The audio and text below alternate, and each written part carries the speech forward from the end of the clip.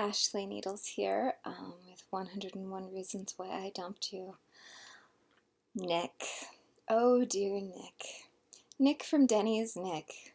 First time I met him, he was completely sloshed and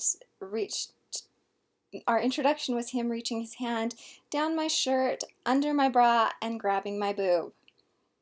He was completely drunk at the time. Just sloshed.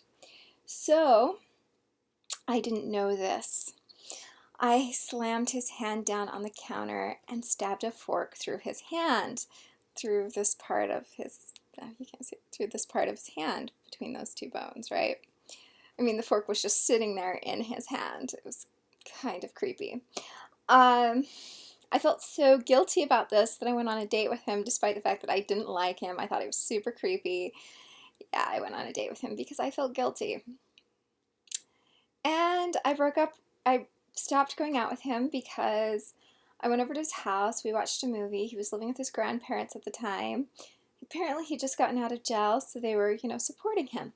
And he gets so pissed, and he's like complaining to me about how awful his grandparents are because they searched his room for drugs. Because, he was an addict. And all I could think was I had been living on my own since I was 16.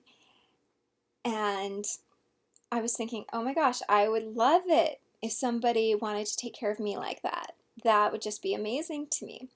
So he was blaming all of his problems on his grandparents, and just listening to him, I'm like, yeah, these are kind of your problems, not theirs.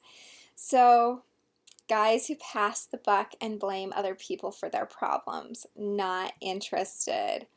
That's another reason why I dumped a guy. Yep. That's reason number 4. If you think that's funny, subscribe below. I have more interesting stories.